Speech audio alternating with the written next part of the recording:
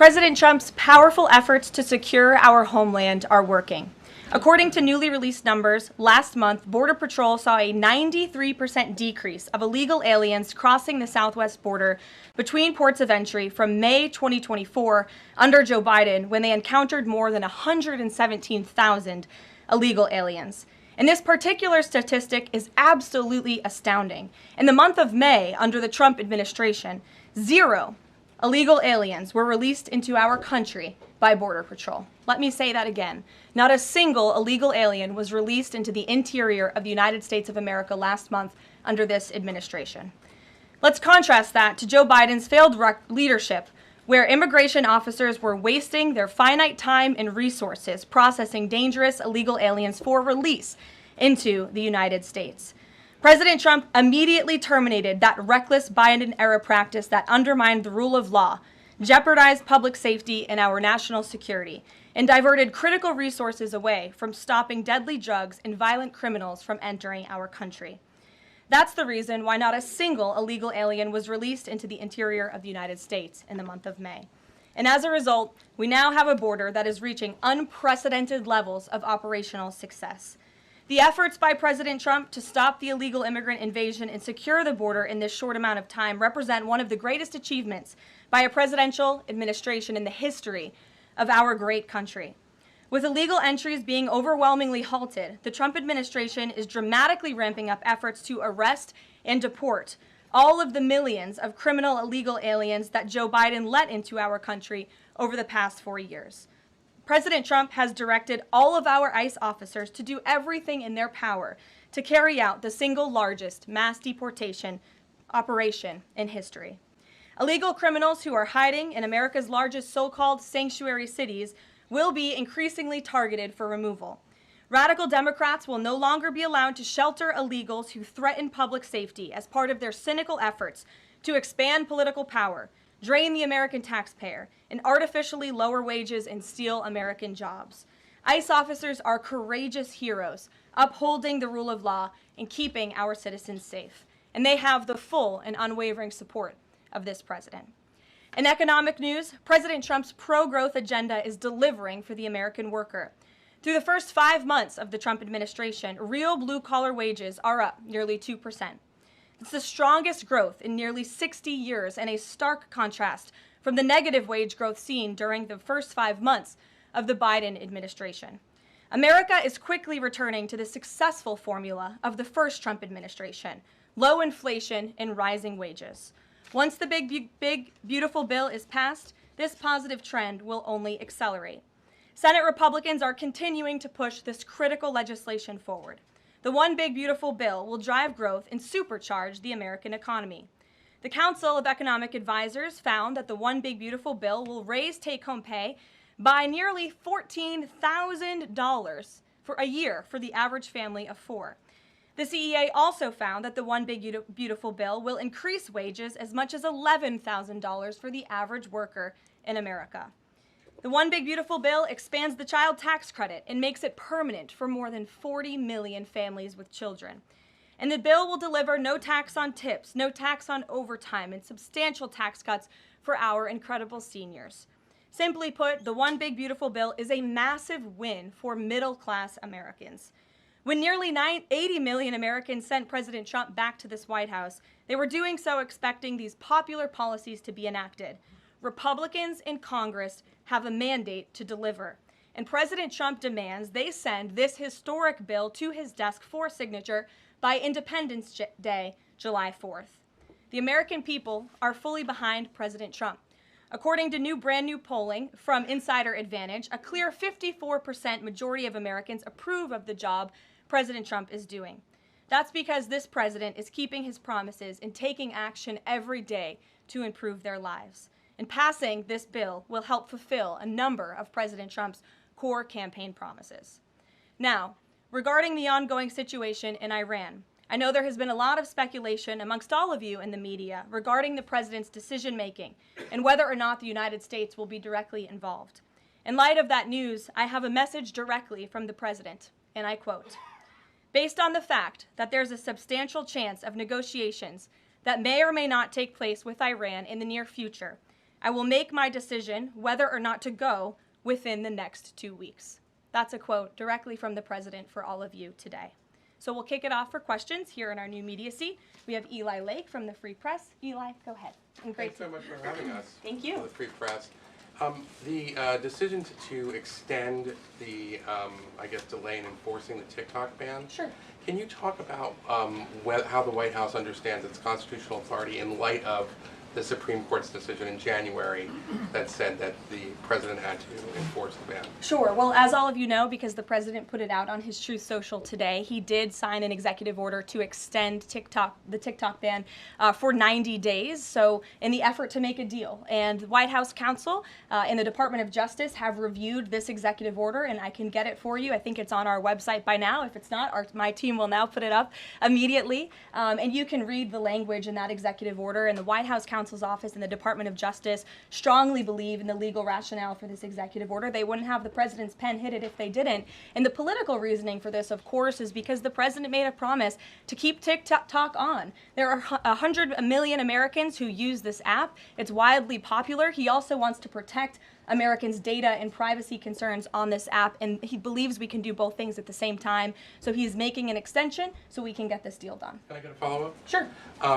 A few weeks ago, Tucker Carlson reported on a meeting between the president, Mark Levin, and others at the White House. Is there a leak investigation, and can you say who else was in that meeting? I'm not aware of a leak investigation at this time. I, for one, do not reveal details about the president's private meetings without his permission to do so. But certainly the president does not like when people leak. He takes that very seriously. This entire administration takes that seriously, and that's why you've seen at agencies some of the cabinet secretaries have been given the authority by the president to let go of staff who are engaged in such leaks, especially those that risk American national security. Sure. Go ahead. Karoline, thank you. So, Rhino warmonger Lindsey Graham, he recently called on the U.S. to go all in. That's quite the lead to a question. Right.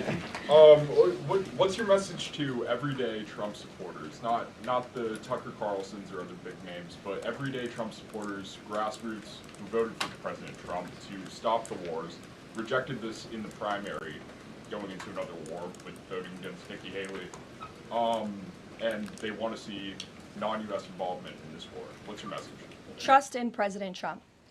President Trump has incredible instincts, and President Trump kept America and the world safe in his first term as president in implementing a peace through strength foreign policy agenda. And with respect to Iran, nobody should be surprised by the president's position that Iran absolutely cannot obtain a nuclear weapon. He's been unequivocally clear about this for decades, not just as president, not just as a presidential candidate, but also as a private citizen. In fact, I have some quotes for you. In 2011, President Trump said, "America's primary goal with Iran must be to destroy its nuclear ambitions. We cannot allow this radical regime to acquire a nuclear weapon that they will either use or hand off to terrorists." In 2015, the president said, "The problem is that Iran poses an existential threat to Israel, our Middle Eastern allies, and the United States." And of course, the president has repeated that in his first term as president and his second term as president as well. That's why he was adamantly opposed to the disastrous Iranian nuclear agreement that was implemented by President Obama. And it's why he has given great latitude and given a lot of effort to achieving a diplomatic solution. But he's been very clear. Iran went for 60 days when he gave them that 60-day warning without coming to the table. On day 61, Israel took action against Iran. And as I just told you from the president directly, he will make a decision within 2 weeks. A follow-up? Sure. Go ahead, Natalie. Thanks, Karoline. Can you confirm whether Steve Witkoff has been in touch with the Iranian foreign minister? And does Witkoff plan to go to Geneva tomorrow for talks? I am not tracking that on Mr. Witkoff's travel schedule, but I can certainly check in with him to be sure. As for correspondence between the United States and the Iranians, I can confirm that correspondence has continued. As you know, we were engaged with 6 rounds of negotiations with them in both indirect and direct ways. Thanks, Kelly. Just to clarify the president's statement just now, when he says that he'll make a decision in the next 2 weeks, is he saying that if Iran does not come back to the negotiating table within the next 2 weeks, that the president will strike? The president is saying that he will make a decision whether or not to go within the next 2 weeks. It's very clear and direct. And is he seeing any signs of progress? He obviously is holding out hope for negotiations, but is he seeing any inklings of progress that give him that hope that talks are still possible? Well, that's why he said in the statement that I just read for all of you, based on the fact that there's a substantial chance of negotiations that may or may not take place with Iran in the near future, he will make that decision within the next 2 weeks. What makes him think there's still a substantial chance, is my question. I'm not going to get into the reasoning and the rationale the president believes that, but that's his position, and he will make a decision within the next 2 weeks. Karoline. Sure. Thanks, Karoline. President Trump has said previously in regard to Russia, he's used this phrase about 2 weeks several times in terms of like, we expect like a 2-week deadline and then you give another 2-week deadline. How can we be sure that he's going to stick to this one on making a decision on Iran? Well, in those deadlines, as you've seen in respect to Russia, Ukraine, might I add, these are two very different, complicated global conflicts, as you know, that the president inherited from our previous incompetent president in the weakness of the previous administration. And the president has spent a tremendous amount of time and effort cleaning up these crises that were caused by the last administration's just complete dereliction of duty on the world stage and American weakness. Now we have American strength again. With respect to Russia and Ukraine, because of that American strength, and the president's leadership, we have seen these two sides engage in direct negotiations. And the last time the president said 2 weeks, you saw Russia and Ukraine have direct negotiations for the first time in years. And so the president is always interested in a diplomatic solution to the problems and the global conflicts in this world. Again, he is a peacemaker in chief. He is the peace through strength president. And so if there's a chance for diplomacy, the president's always going to grab it. But he's not afraid to use strength as well, I will add. Francesca. Thanks, Caroline. What exactly would a deal with Iran need to entail? No enrichment of a uranium, and it would absolutely not, Iran is not absolutely not able to achieve a nuclear weapon. The president has been very clear about that. And by the way, the deal that Special Envoy Witkoff proposed to the Iranians was both realistic and acceptable within its terms. And that's why the president is sent that deal to them. To follow up on what you told Natalie, are the talks that the United States is currently having with Iran direct, or are those through intermediaries? And if so, which countries are acting as the intermediary right now? Out of respect for the ongoing discussions and negotiations, I am not going to get into the details of them. We've provided you confirmation for now. Go ahead. Sure, and then behind you too. Oh, okay. Sorry, so thanks. Sorry. On the topic of negotiations and talks, does the president have any hopes or specific expectations for the talks tomorrow between European foreign secretaries and their Iranian counterpart? Well, certainly the entire world is on the president's side when it comes to the fact that Iran cannot obtain a nuclear weapon. This is something that pretty much all of humanity, except for the Iranian terrorist regime themselves, agree upon. And so the president expects that Europe will deliver that message directly to the Iranians. Why does President Trump believe that this 90-day extension on TikTok will provide more runway perhaps than the previous extensions that haven't led to a divestment deal? Because it's more time to make a good deal. Simple question. Dasha? Thank you so much. I know things are going day by day right now. The president wants maximum optionality. Is the possibility of the U.S. getting involved in regime change in Iran at all on the table at this point? And then I have one on Sure. The president's top priority right now is ensuring that Iran cannot obtain a nuclear weapon and providing peace and stability in the Middle East. On Medicaid, Caroline, Sure. The Senate put forward Medicaid provisions, particularly a lower cap on state provider taxes that hospitals have said would lead to mass closures, particularly in rural communities.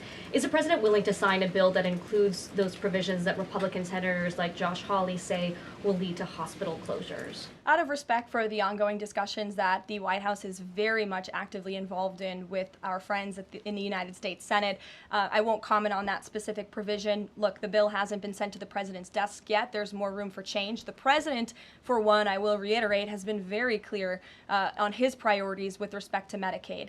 He wants to see waste, fraud, and abuse ridden from the system to protect it for tax-paying citizens who deserve those much-needed benefits. He wants to prioritize the sick, the needy, the poor in this country who deserve those benefits, not the 1.4 million illegal aliens who are receiving them. And he wants to make sure this one big beautiful bill kicks those illegal aliens off of this program to preserve it and protect it and strengthen it for the American people. And the president has been very clear in that message to his friends in the Senate.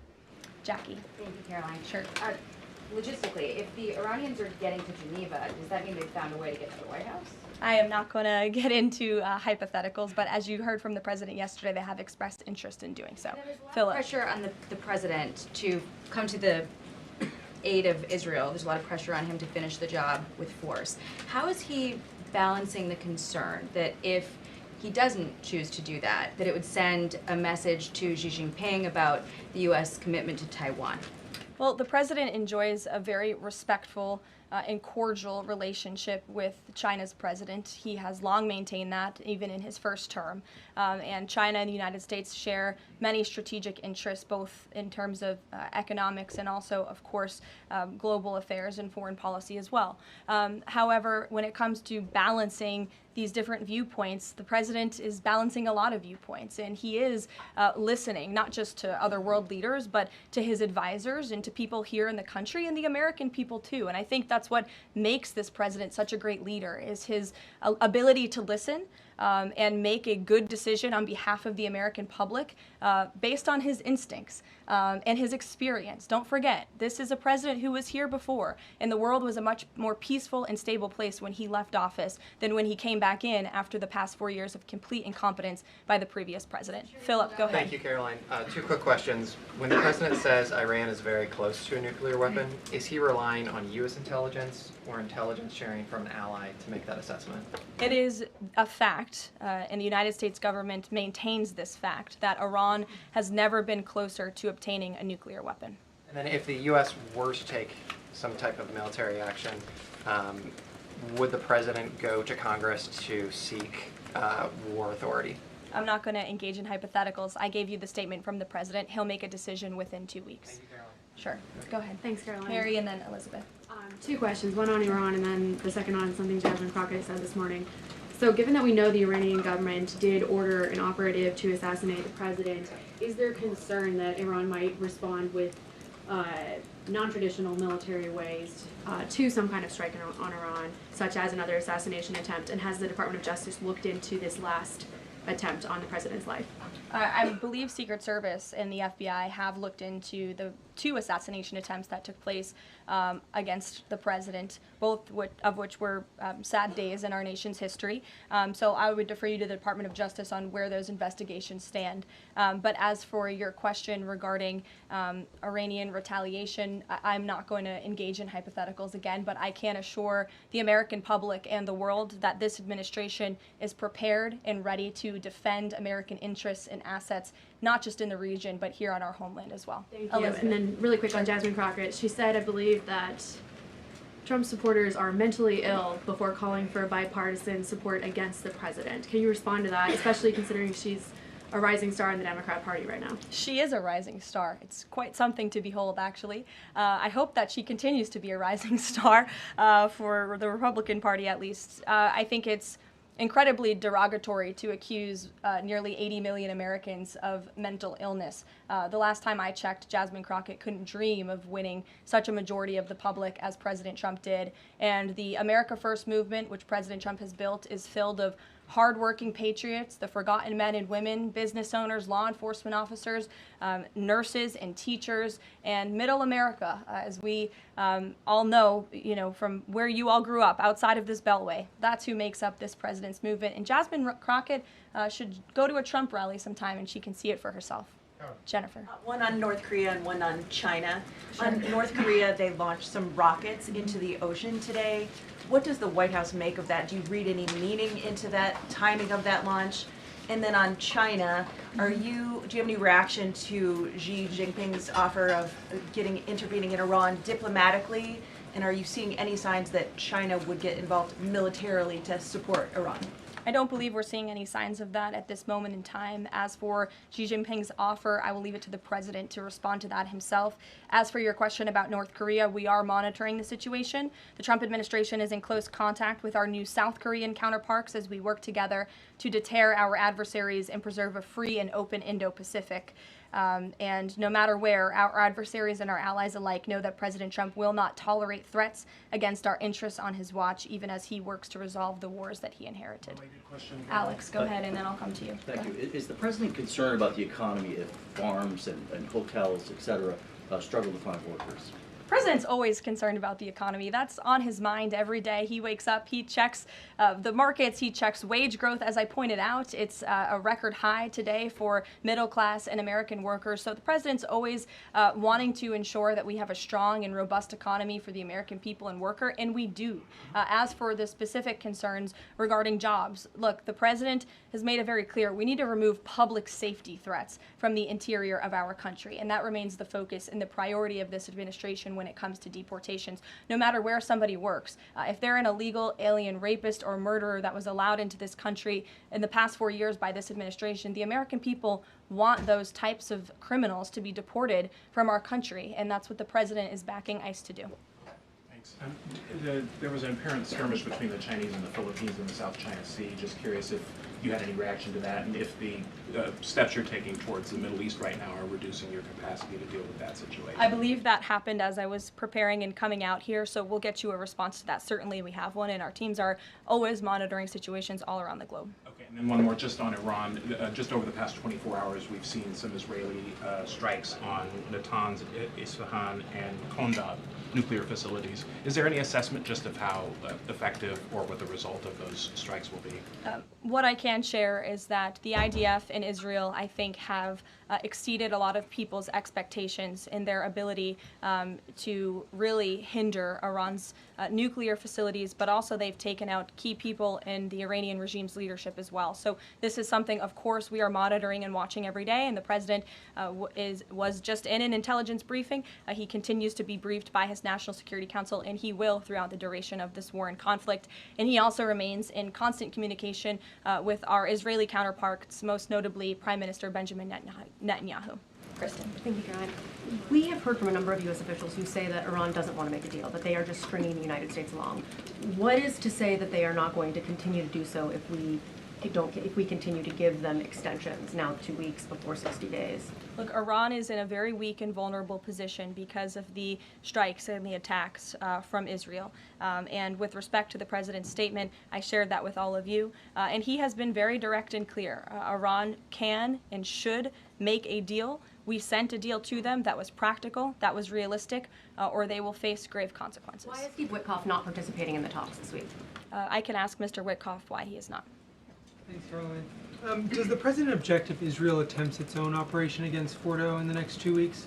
I won't decide that for the president, nor will I share that here. I'll let him speak to that. Just another one. Iran is apparently warning Europeans that if struck by the U.S., it may withdraw from the nuclear proliferation treaty. That would result in throwing out inspectors and taking the program dark. What does the president think of the value of having Iran as a full signatory of that treaty? Well, that's reckless rhetoric, but I understand the Europeans are meeting with the Iranians tomorrow, so we'll see how that meeting goes. Just one more on Juneteenth. Does the president plan to commemorate the holiday today or make any comment on it? I'm not tracking his signature on a proclamation today. I know this is a federal holiday. I want to thank all of you for showing up to work. We are certainly here. We're working 24/7 right now. Nikki, go ahead. Actually, that was my question. Will he plan to mark Juneteenth in any way, either today or with an event later on, maybe next week? Sure. I just answered that question for you. Go ahead. Thank you very much, Caroline. The fact that this president is giving some time and space for diplomacy, another 2 weeks, does it mean that the president is trying his best to avoid a direct conflict with Iran? I think the president has made it clear he always wants to pursue diplomacy, but believe me, the president is unafraid to use strength if necessary. And Iran and the entire world should know that the United States military is the strongest and most lethal fighting force in the world, and we have capabilities that no other country on this planet possesses. Owen. Caroline, good afternoon. The Supreme Court, as you know, has upheld Tennessee's ban on transgender medical procedures for minors, puberty blockers, hormone therapy, etc. The White House reaction to that, please. That's a huge victory for America's children, and it's obviously something this administration believes strongly in, that young minor children should not be allowed to be subjected to chemical castration and mutilation. The president himself has taken very strong orders, or has signed very strong executive orders on this, and we are grateful for Tennessee's efforts to protect our children, and we are grateful the Supreme Court ruled on the side of the law, but also on the side of protecting America's innocent children. Elizabeth, go ahead. Sorry, I skipped you earlier. Thank you so much. Secretary of State Marco Rubio announced new vetting procedures on student visas. Will this serve as a model for vetting other foreign visas? For all foreign visas, yes. As you know, the president signed an executive order, I think it was one of the first he signed in the first week, to strengthen our vetting requirements and our vetting system here in the United States for all visas. He directed the Secretary of State to do that. There was a pause in some of that vetting, as you all know, recently, especially with respect to students from some certain countries. But the vetting has continued, and it's stronger than ever before. As for specifics on how the vetting process has changed, I would defer you to the Department of State. As you know, they're in charge of things like that. Thank you. To what extent is this 2-week delay with Iran the result of interventions by the likes of Tucker Carlson, Marjorie Taylor Greene, or the entreaties of European leaders who want a de-escalation? Look, the president hears all voices across the country, and he makes decisions based on his instincts. And he has always said diplomacy is his first option. And is he still planning to attend the NATO summit next week? He is, yes. We will be departing from Washington on Monday morning, and hopefully we'll see some of you there. Kayla. Thanks, Caroline. Oil prices have been spiking over the last week. Is the president watching the oil market, and is that factoring into his decision-making in the Middle East? Again, as I said to, I think, Alex's question previously, the president is always watching, and this administration is doing more than any in history to bring oil prices and gas prices here at home down for the American public. They have been plummeting since President Trump's inauguration because of the executive action and the federal action this administration has taken on the home front. But yes, of course, he's paying attention and monitoring that. But as for whether it's weighing into his decision, there's a number of factors that, of course, are, and as I said, he will make that decision in the next 2 weeks. Can't reiterate that enough. Ouija. Caroline, thank you. With regard to a potential deal, Iran has said it will not negotiate under duress. Does the president believe there should be a ceasefire in these next 2 weeks as the U.S. tries to broker a deal? That's not what he said in the statement he dictated to me, so I won't get ahead of the president or add anything additional to the statement that he gave me the liberty to share with all of you. And then just to follow up on how close Iran is to a nuclear weapon, can you clarify when the president said a few weeks away, did he mean obtaining enough enriched uranium to start building a weapon, or did he mean Iran is a few weeks away from completing the production of a weapon? I'm glad you asked that, Ouija. It's an important question, and it's one, frankly, the media has been getting wrong. Let's be very clear. Iran has all that it needs to achieve a nuclear weapon. All they need is a decision from the supreme leader to do that, and it would take a couple of weeks to complete the production of that weapon, which would, of course, pose an existential threat not just to Israel, but to the United States and to the entire world. And that is something that the entire